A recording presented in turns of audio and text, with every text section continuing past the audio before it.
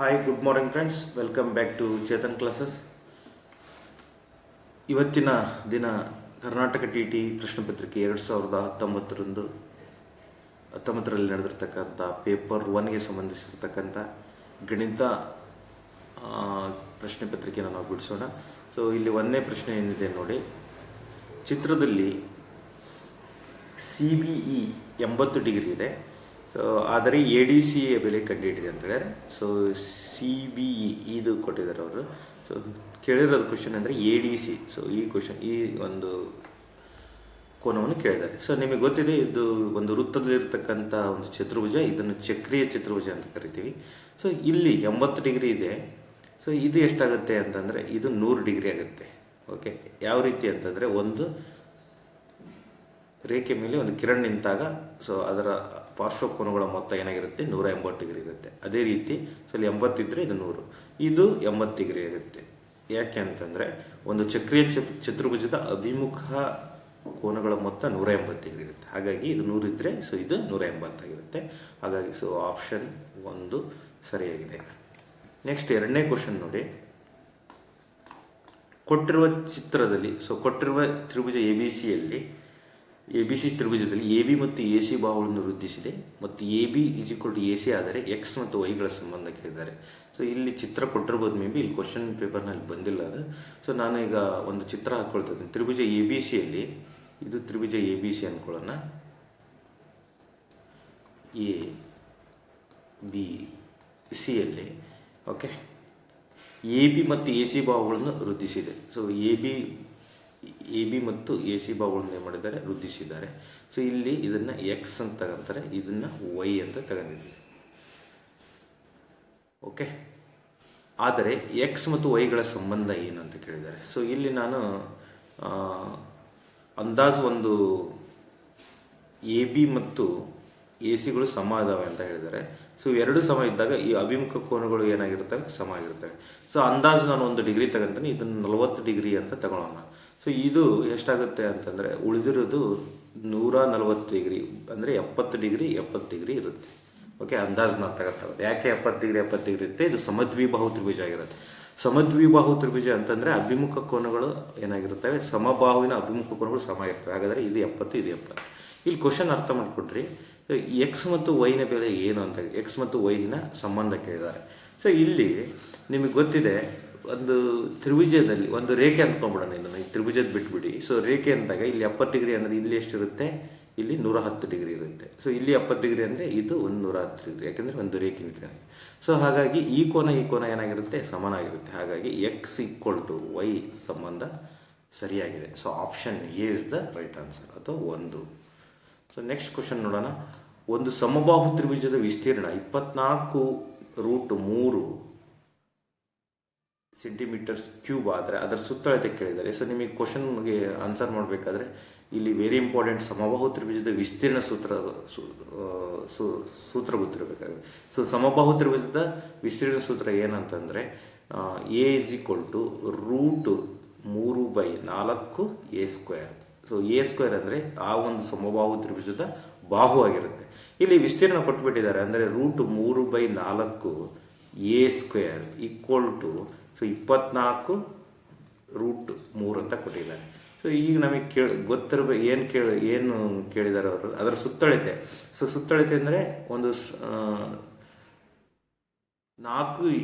ಸುತ್ತಳತೆ ಅಂದರೆ ಸಮಬಾಹು ತ್ರಿಭುಜ ಅಂತ ಹೇಳಿದ್ದಾರೆ. ಸೊ ಸುತ್ತಳತೆ ಏನಾಗಿರುತ್ತೆ ಅಂದರೆ 3 × ಬಾಹು ಆಗಿರುತ್ತೆ. ಸೊ ಫಸ್ಟ್ ಬಾಹುವಿನ ಉದ್ದ ಕಂಡುಹಿಡಿಯಬೇಕಂದ್ರೆ ಏನ ಬೆಲೆ ಕಂಡುಹಿಡಿಯಬೇಕಾಗತ್ತೆ. ಸೊ ಈಗ ನೋಡಿ, √3 ಏನಾಗುತ್ತೆ, ಕ್ಯಾನ್ಸಲ್ ಆಗುತ್ತೆ. So A² = 24 × 4. ಸೊ ಇವಾಗ ನಾವು ಇಲ್ಲಿ ಕ್ಯಾಲ್ಕುಲೇಷನ್ ಮಾಡ್ಬೇಕಾದ್ರೆ ಇಂಟು ಮಾಡೋ ಅವಶ್ಯಕತೆ ಇಲ್ಲ. ಸೊ ನೀವು ಟೈಮ್ನ ಸೇವ್ ಮಾಡಬೇಕಾಗುತ್ತೆ ಇಲ್ಲಿ. ಈಗ ನಾವೇನು ಮಾಡಬೇಕು, ಇದನ್ನು 24ನ 6 × 4 × 4 ಅಂತ ಬರ್ಕೊಂತಾನೆ. ಸೊ 6 × 4 24. ಹಾಗಾಗಿ ಇಲ್ಲಿ 2 4 ಬಂದಿದ್ದೇವೆ. ಸೊ ಏನಾಗುತ್ತೆ, A = √6 × 4 × 4. ಹಾಗಾದರೆ 2 4ಗಳು ಹೊರಗೆ ಹೋದಾಗ 1 4 ಬರುತ್ತೆ. ಸೊ 4√6 ಆಗುತ್ತೆ.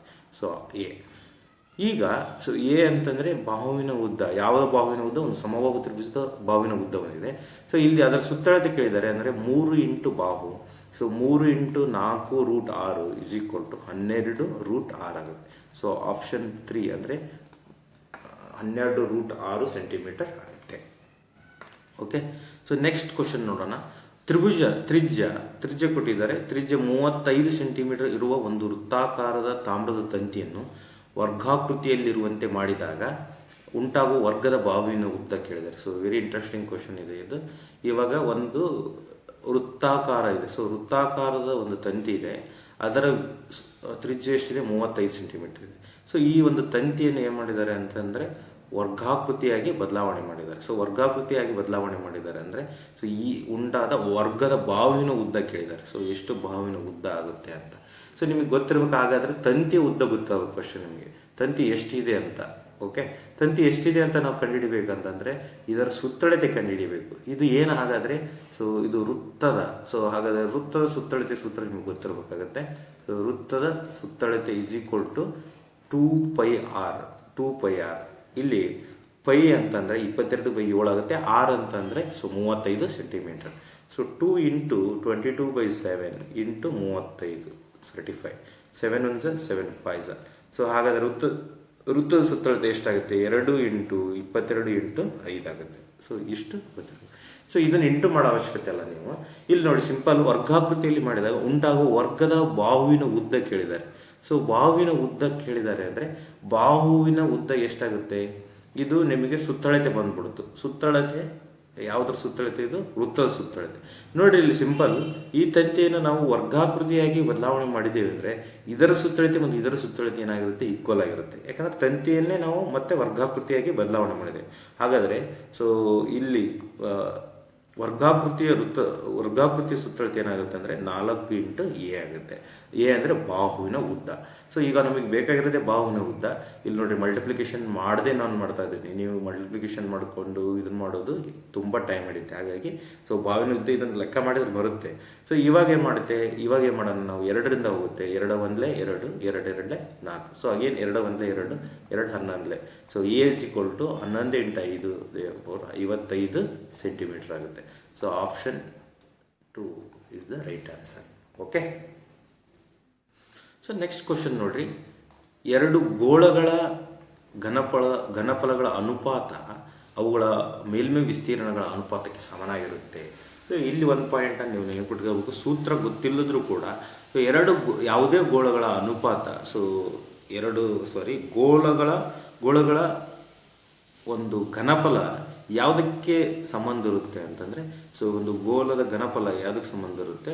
Directly proportional to its radius, ಅಥವಾ ಅದರ ತ್ರಿಜ್ಯದ ಘನಕ್ಕೆ ಅನುಪಾತ ಇರುತ್ತೆ. ತ್ರಿಜ್ಯದ ಘನಕ್ಕೆ ಅನುಪಾತ ಆಗಿರುತ್ತೆ. ಅಂದರೆ ತ್ರಿಜ್ಯ ಎಷ್ಟಿರುತ್ತೋ ಅದರ ಘನಕ್ಕೆ ಗೋಳದ ಅನುಪಾತ ಇರುತ್ತೆ. ಅಂದರೆ ಗೋಳದ ಘನಫಲ ಸೂತ್ರ ಏನಂದರೆ 4/3πr³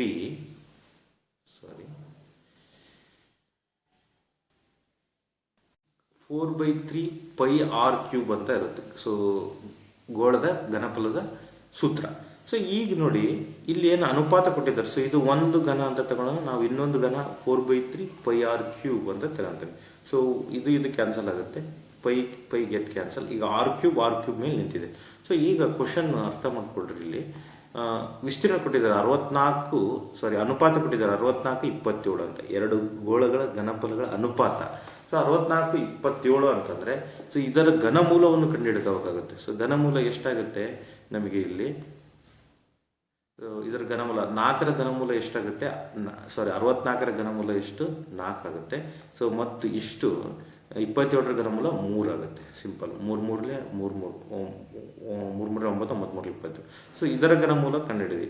ಈಗ ನೋಡ್ರಿ, ಮೇಲ್ಮೈ ವಿಸ್ತೀರ್ಣ ಅಂದರೆ ಈ ಘನಮೂಲಗಳನ್ನು ಕಂಡಿದ್ದರೆ ಇದನ್ನು ಸ್ಕ್ವೇರ್ ಮಾಡಿಬಿಟ್ರೆ ಸೊ ಅದರ ಅನುಪಾತ ಬರುತ್ತೆ. ಈಗ ಏನಾಗುತ್ತೆ? 16:9 ಆನ್ಸರ್ ಆಗುತ್ತೆ. ಅರ್ಥ ಆಯ್ತಾ? ಸೊ ಇದು ನಿಮಗೆ ನೆನಪಿಟ್ಕೋಬೇಕು. ಸೊ ಘನಫಲ ಮತ್ತು ಮೇಲ್ಮೈ ವಿಸ್ತೀರ್ಣದ ಒಂದು ಸೂತ್ರವನ್ನು ಇಲ್ಲಿ ನೋಡಿ.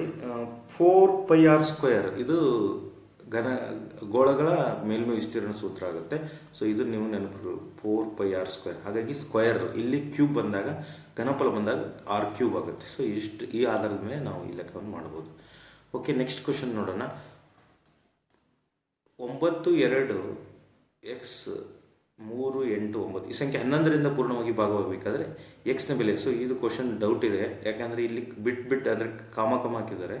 ಸೊ ಇಲ್ಲಿ 9 ಇದು ಕಂಟಿನ್ಯೂ ನಂಬರ್ ಅನ್ಕೋಬೇಕು ನಾವು. ಈಗ ಸಂಖ್ಯೆ 11ರಿಂದ ಪೂರ್ಣ ಹೋಗಬೇಕಾದ್ರೆ ಎಕ್ಸ್ನ ಬೆಲೆ ಕಂಡುಹಿಡಿಯಿರಿ ಅಂತ. ಸೊ ಇದ್ರ ನಂಬರ್ ಏನಿದೆ ಈಗ 9 2 ಇಲ್ಲಿ ಎಕ್ಸ್ ಇದೆ. ಸೊ 3 8 9 ಇದು 11ರಿಂದ ಭಾಗ ಆಗಬೇಕಂದ್ರೆ, ಸೊ 11ರಿಂದ ಭಾಗ ಆಗಬೇಕಂದ್ರೆ ಇಲ್ಲಿ ಎಕ್ಸ್ನ ಜಾಗದಲ್ಲಿ ಏನು ಬರಬೇಕು ಅಂತ ಕ್ವಶನ್. ಸೊ ನಿಮಗೆ ಗೊತ್ತಿದೆ 11ರ ವಿಭಾಜ್ಯತೆ ನಿಯಮ.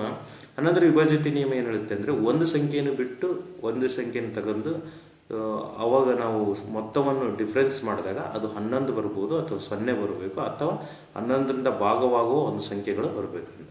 ಸೊ ಈಗ ಒಂದು ಸಂಖ್ಯೆ ಬಿಟ್ಟು ಒಂದು ಸಂಖ್ಯೆ ನಾವು ಕೂಡಿಸ್ತಾ ಇದ್ದೀನಿ, 9 ಮತ್ತು X. So 9 plus X plus 8 ತಗೊಂತಾನೆ. ಸೊ ಇವಾಗ ಏನಾಗುತ್ತೆ 17 ಪ್ಲಸ್ ಎಕ್ಸ್ ಆಗುತ್ತೆ. ಓಕೆ, ಇದು ಒಂದು ಮೊತ್ತ ಆಯಿತು. ಸೊ ಉಳಿದಿರೋದೇನು 2 3 9 9 ಪ್ಲಸ್ 3 12 ಪ್ಲಸ್ 14. ಓಕೆ, 14 ಬಂತು ಇನ್ನೊಂದು ಮೊತ್ತ. ಈಗ ನೋಡಿರಿ ಇದರ ವ್ಯತ್ಯಾಸ ತಗೊಳ್ಳೋಣ. 17 ಈಗ ಎಷ್ಟಾಗುತ್ತೆ 3 ಪ್ಲಸ್ ಎಕ್ಸ್ ಆಗುತ್ತೆ. Yes, 3 plus x. ಈಗ ಇದು ವಿಶೇಷವಾಗಿ ಭಾಗಾಕಾರ ಆಗಬೇಕಂದ್ರೆ ಇದು 11 ಬರಬೇಕು ಅಂತ ಹೇಳಿದ್ದೇನೆ, ಅಥವಾ 11ರ ಒಂದು ಅಪವರ್ತನಗಳು ಬರಬೇಕು ಅಂತ ಹೇಳಿದ್ದೇನೆ. ಸೊ ಈಗ 3 ಇದೆ, ಹಾಗಾದರೆ 7ಕ್ಕೆ ಎಷ್ಟು ಸೇರಿಸಿದರೆ 11 ಆಗುತ್ತೆ? ಸೊ 8 ಸೇರಿಸ್ಬೇಕಾಗುತ್ತೆ. So option 4 is the right answer. 8 ಸೇರಿಸಿದರೆ ಸೊ 3 ಪ್ಲಸ್ 8 11 ಆಗುತ್ತೆ. ಇದು 11ರ ಅಪವರ್ತನ, 11 11. ಹಾಗಾದರೆ ಎಕ್ಸ್ನ ಜಾಗದಲ್ಲಿ ನಾವು ಇದು ಕಂಟಿನ್ಯೂ ನಂಬರ್ ನೆನಪಿಟ್ಕೋಬೇಕು, ಸಪ್ರೇಟ್ ಅಲ್ಲ. ಸೊ ಎಕ್ಸ್ನ ಜಾಗದಲ್ಲಿ ನಾವು 8 ತುಂಬಿದಾಗ ಇದು 11ರಿಂದ ಭಾಗಾಕಾರ ಆಗುತ್ತೆ. ಓಕೆ ಫ್ರೆಂಡ್ಸ್, ನೆಕ್ಸ್ಟ್ ನೋಡಿ. ಸೊ ಭಾರಿ ಇಲ್ಲಿ ಡಿಫಿಕಲ್ಟ್ ಕ್ವಶನ್ ಅಂತ ನಮಗೆ ಅನಿಸುತ್ತೆ, ಬಟ್ ವೆರಿ ಈಸಿ ಕ್ವಶನ್ ಇದು.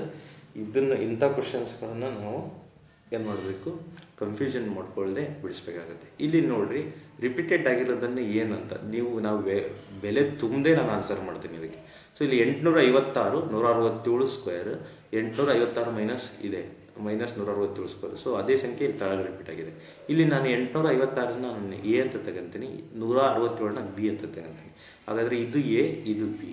ಓಕೆ, ಸೊ ಇದು ಎ ಇಂಟು ಎ ಆಗುತ್ತೆ, ಇದು ಬಿ ಇಂಟು ಬಿ ಆಗುತ್ತೆ. ಹಾಗಾದರೆ ಸೊ ಇಲ್ಲಿ ಏನಾಗುತ್ತೆ, A plus B whole square plus A minus B whole square. So divided by A into A ಅಂದರೆ A square plus B square. Okay, ಈ ರೀತಿ ಇದೆ. ಸೊ ನಿಮ್ಗೆ ಗೊತ್ತಿದೆ A plus B whole square ಅಂದರೆ ಸೂತ್ರ A square plus B square plus 2ab. So ಇಲ್ಲಿ A minus B ಸೂತ್ರ A square plus B square minus 2ab divided by A square plus B square. So ಈಗ ನೋಡಿ, A 2ab ಮತ್ತು minus 2ab cancel ಆಗುತ್ತೆ. ಇಲ್ಲಿ A square plus B square, A square plus B square. ಹಾಗಾಗಿ ಇಲ್ಲಿ ಏನಂತ ಬರ್ಕಂತ ನಾನು 2a square, 2 time A square ಇದ್ದಾವೆ, 2 ಟೈಮ್ ಬಿ ಸ್ಕ್ವೇರ್ ಇದ್ದಾವೆ, divided by A square plus B square. So ಇಲ್ಲಿ 2 ಕಾಮನ್ ಇದೆ, ನಾನು 2 ತೆಗಿತೀನಿ, ಉಳಿದಿರೋದು A square plus B square. So divided by A square plus B square. So A square plus B square, A square plus B square. So ಉಳಿದಿರೋದು 2. Answer ಇಲ್ಲಿ ಏನಾಗುತ್ತೆ 2 ಆಗುತ್ತೆ. So ನೀವು ಇದನ್ನು ಲೆಕ್ಕ ಮಾಡ್ದೆ ನಾನು ಈ ರೀತಿ ಐಡೆಂಟಿಟೀಸ್ನ, ಆಲ್ಜಿಬ್ರಿಕ್ ಐಡೆಂಟಿಟೀಸ್, ಸೊ ನಿತ್ಯ ಸಮೀಕರಣಗಳನ್ನು ಉಪಯೋಗಿಸ್ಕೊಂಡು ನಾನು ಬಿಡಿಸಿದ್ದೇನೆ. ಸೊ ಈ ಸೂತ್ರಗಳು ಬರೋದು ಭಾಳ ಮುಖ್ಯ ಆಗಿರುತ್ತೆ, ಇವು ಗೊತ್ತಿರಬೇಕು ನನಗೆ. ಸೊ ನೆಕ್ಸ್ಟ್ ನೋಡೋಣ.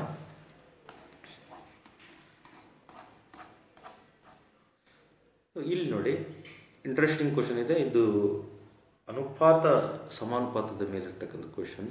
ಯಾವ ರೀತಿ ನಾವು ಬಿಡಿಸ್ಬೋದು ಅಂತ ನೋಡೋಣ. ಸೊ ಕ್ವಶನ್ ಅರ್ಥ ಮಾಡ್ಕೊಳ್ಳೋಣ. a/3 ಈಕ್ವಲ್ ಟು b/4 ಇದೆ, ಈಕ್ವಲ್ ಟು c/7 ಆದಾಗ a ಪ್ಲಸ್ ಬಿ ಪ್ಲಸ್ ಸಿನ ಬೆಲೆ ಕಂಡುಹಿಡಿದೆ ಅಂತ. ಸೊ ಈಸಿಯಾಗಿ ನಾವು ಬಿಡಿಸ್ಬೇಕು. ಇಲ್ಲಿ ಯಾವ ರೀತಿ ನಾವು ಬಿಡಿಸೋಣ ನೋಡಿ. ಇದು ಕೊಟ್ಟಿರ್ತಕ್ಕಂಥದ್ದನ್ನು ನಾನು ಸಪ್ರೇಟಾಗಿ ಬರ್ಕೊಳ್ತೇನೆ ಫಸ್ಟು. ಸೊ a/c ಅಂತ ಬರ್ಕೊತೀನಿ, ಪ್ಲಸ್ b/c ಅಂತ ಬರ್ಕೊತೀನಿ, ಪ್ಲಸ್ c/c. ಸೊ ಈಗ ನೋಡಿರಿ, a/c ಬೇರೆ ಗೊತ್ತಿರಬೇಕು ನನಗೆ. ಸೊ a/c ಕಂಡುಹಿಡಬೇಕಂದ್ರೆ a/3 ಮತ್ತು c/7 ಕಂಪೇರ್ ಮಾಡಿಕೊಡ್ರಿ. ಸೊ ಇವಾಗ ಈ ಸಿನ ಇಲ್ಲಿ ತಗೊಂತೀನಿ, 3 ಇಲ್ಲಿ ಇಡ್ತೀನಿ. ಹಾಗಾದರೆ a/c ಏನಾಗುತ್ತೆ ಅಂತಂದರೆ ಸೊ 3/7 ಆಗುತ್ತೆ, 3/7 ಆಗುತ್ತೆ. ಹಾಗಾದರೆ 3/7 ಬರ್ಕೊಂಡಿದ್ದೀನಿ. ಪ್ಲಸ್ b/c ನೋಡಿ, b/c ಏನು ಬೇಕಂದ್ರೆ ಇಲ್ಲಿದೆ, ಇದನ್ನು ಸಿನ ಈ ಕಡೆ ತಗೊಂಡು 4ನ ಈ ಕಡೆ ತಗೋಬೋದು. ಅಂದರೆ b/c ಏನಾಗುತ್ತೆ 4/7 ಆಗುತ್ತೆ, 4/7. ಸೊ ಇಲ್ಲಿ c/c ಕ್ಯಾನ್ಸಲ್ ಆಗುತ್ತೆ, c ಕ್ಯಾನ್ಸಲ್ ಆದಾಗ 0 ಬರಲ್ಲ, ಇಲ್ಲಿ 1 ಬರುತ್ತೆ. ಸೊ ಇಂಥ ಸಣ್ಣ ಪುಟ್ಟ ಇರತಕ್ಕಂಥ ಕಾನ್ಸೆಪ್ಟ್ ನಿಮಗೆ ಗೊತ್ತಿರಬೇಕು. ಯಾಕಂದರೆ ನೋಡಿರಿ, ಇಲ್ಲಿ 0 ಬರೆದ್ರೆ ಆನ್ಸರೇ ಬೇರೆ ಬರುತ್ತೆ. ಸೊ ಹಾಗಾದರೆ ಇದು ಏನು ಬರುತ್ತೆ ಅಂತಂದರೆ ಸಿ ಕ್ಯಾನ್ಸಲ್ ಆಗಿ 1 ಬರುತ್ತೆ.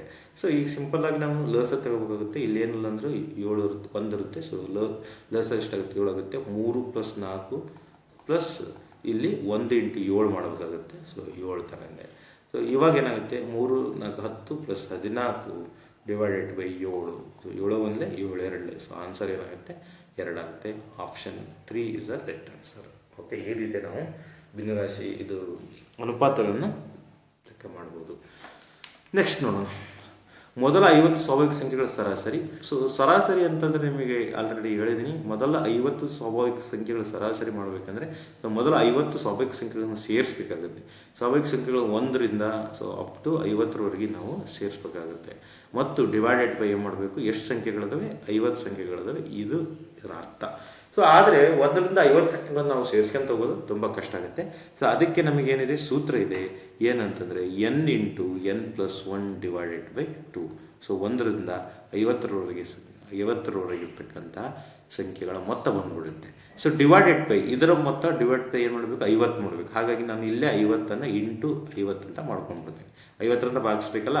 ಸೊ ನಾವು ಟೈಮ್ನ ಸೇವ್ ಮಾಡಬೇಕಾಗಿರುತ್ತೆ, ಸ್ಪೀಡ್ ಮಾಡಬೇಕಾಗಿರೋದ್ರಿಂದ ಸೊ ಇಲ್ಲಿ 50ರಿಂದ ಭಾಗಾಕಾರ ಮಾಡ್ಬಿಡ್ತೀನಿ. ಇದು ಬರೋದು ಮೊತ್ತ ಡಿವೈಡೆಡ್ ಬೈ 50. ಸೊ ಇಲ್ಲಿ n ಅಂದರೆ ಎಷ್ಟು ಅಂದರೆ 50 ತಗೋಬೇಕಾಗುತ್ತೆ. 50 × 50 + 1 ಎಷ್ಟಾಗುತ್ತೆ? 51 ಡಿವೈಡೆಡ್ ಬೈ 2 × 50. ಸೊ 50 ಕ್ಯಾನ್ಸಲ್ ಆಗುತ್ತೆ. 51/2 ಅಂತಂದರೆ 25.5 ಅಂತೆ. ಸೊ ಇದು option C is the option 4 is the right answer. Okay, so next ಹೋಗೋಣ. ಇಲ್ಲಿ ನೋಡಿರಿ, ಕೊಟ್ಟಿರೋ ವಿನ್ಯಾಸದಲ್ಲಿ ಎಕ್ಸ್ನ ಬೆಲೆ ಕಂಡುಹಿಡಿಯಿರಿ ಅಂತ ಹೇಳಿದರೆ. ಸೊ ಇಲ್ಲಿ ಒಂದು ವಿನ್ಯಾಸ ಇದೆ, ಅದನ್ನು ನಾವು ವಿನ್ಯಾಸವನ್ನು ಅರ್ಥ ಮಾಡ್ಕೋಬೇಕಾಗುತ್ತೆ. ಇಲ್ಲಿ 4 ಇದೆ, ಇಲ್ಲಿ 9 ಇದೆ. ಓಕೆ, ಸೊ 4 ಇದೆ ಮತ್ತು 9 ಇದೆ. ಈಗ ಇಲ್ಲಿ ಏನು ವಿನ್ಯಾಸ ಇದೆ ಅನ್ನೋದು ತಿಳ್ಕೋಬೇಕು. 4 9 ತಳಗೆ ಎಷ್ಟಿದೆ ನಂಬರ್ ಅಂದರೆ 6 ಇದೆ. ಸೊ ಇಲ್ಲಿ 9 16 ಇದೆ, ತಳಗೆ 12 ಇದೆ. 16 25 ಇದೆ, ಎಕ್ಸ್ ಇದೆ. ಸೊ ಎಕ್ಸ್ನ ಬೆಲೆನೇ ಕಂಡುಹಿಡಿಯಬೇಕು. ಇಲ್ಲಿ ನೋಡಿರಿ, ಇಲ್ಲೇ ಮಾಡಿದ್ದಾರೆ ಅಂದರೆ 4ರ ವರ್ಗಮೂಲ ಎಷ್ಟಾಗುತ್ತೆ ಅಂತ ಇಲ್ಲಿ 2 ಆಗುತ್ತೆ. 3ರ ವರ್ಗಮೂಲ ಎಷ್ಟಾಗುತ್ತೆ? 3. 9ರ ವರ್ಗಮೂಲ 3 ಆಗುತ್ತೆ. ಸೊ ಇನ್ನು ಗುಣಿಸಿದ್ದಾರೆ, 2 3 ಎಷ್ಟಾಗುತ್ತೆ? 6 ಬಂದಿದೆ. ಇದೇ ರೀತಿ ಇಲ್ಲಿ ಮಾಡಿದ್ದಾರೆ. 9ರ ವರ್ಗಮೂಲ 3, 4ರ ವರ್ಗಮೂಲ 16ರ ವರ್ಗಮೂಲ ಎಷ್ಟಾಗುತ್ತೆ? 4 ಆಗುತ್ತೆ. 3 4 12 ಮಾಡಿದ್ದಾರೆ. ಸೊ ಇಲ್ಲಿ 4ರ ವರ್ಗಮೂಲ 16ರ ವರ್ಗಮೂಲ 4, 25ರ ವರ್ಗಮೂಲ 5. ಸೊ ಇದನ್ನು ಗುಣಿಸ್ಬೇಕಾದ್ರೆ 4 ಇಲ್ಲಿ ಎಷ್ಟು ಬರುತ್ತೆ? ಎಕ್ಸ್ನ ಮೇಲೆ 20 ಬರಬೇಕಾಗಿತ್ತು. ಸೊ ಆನ್ಸರ್ 2ನೇದು. ಸ್ವಲ್ಪ ಯೋಚನೆ ಮಾಡಬೇಕಾಗತ್ತೆ. ಓಕೆ, ನೆಕ್ಸ್ಟ್ ನೋಡೋಣ. ಸೊ ಇಲ್ಲಿ ಸ್ವಲ್ಪ ಇಂಟ್ರೆಸ್ಟಿಂಗ್ ಕ್ವಶನ್ ಇದೆ, ಇದನ್ನು ನಾವು ಅರ್ಥ ಮಾಡ್ಕೋಬೇಕು. ಇಲ್ಲಿ ನೋಡ್ರಿ, 20 ವಸ್ತುಗಳ ಅಸಲು ಬೆಲೆಯು ಎಕ್ಸ್ ವಸ್ತುಗಳ ಮಾರಾಟ ಬೆಲೆಗೆ ಸಮವಾಗಿದೆ. ಲಾಭ 125 ಆದರೆ ಎಕ್ಸ್ನ ಬೆಲೆ ಕಂಡುಹಿಡಿಯಿರಿ ಅಂತ ಹೇಳಿದ್ದಾರೆ. ಸೊ ಇಲ್ಲಿ ಕ್ವಶನ್ ಅರ್ಥ ಮಾಡ್ಕೊಳ್ಳಿ. 20 ವಸ್ತುಗಳ ಅಸಲು ಬೆಲೆಯು ಎಕ್ಸ್ ವಸ್ತುಗಳ ಮಾರಾಟ ಬೆಲೆಗೆ ಸಮವಾಗಿದೆ ಅಂತ ಕ್ವಶನ್ ಕೇಳಿದ್ದಾರೆ. ಸೊ ಇದನ್ನು ನಾವು ಏನು ಮಾಡೋಣ? ಲಾಭ 25% ಆದರೆ ಎಕ್ಸ್ನ ಬೆಲೆ ಕಂಡುಹಿಡಿಯಿರಿ ಅಂತ. ಸೊ ನಾವು 100 ರೂಪಾಯಿ ಒಂದು ಕೊಂಡ ಬೆಲೆ ಅನ್ಕೊಳ್ಳೋಣ. ಸೊ 100 ರೂಪಾಯಿ ಕೊಂಡ ಬೆಲೆ ಅಂದರೆ ಮಾರಿದ ಬೆಲೆ ಎಷ್ಟಾಗುತ್ತೆ? 125 ರೂಪಾಯಿ ಆಗುತ್ತೆ. ಓಕೆ, ಸೊ ಹಾಗಾದರೆ 20 ವಸ್ತುಗಳ ಅಸಲು ಬೆಲೆಯು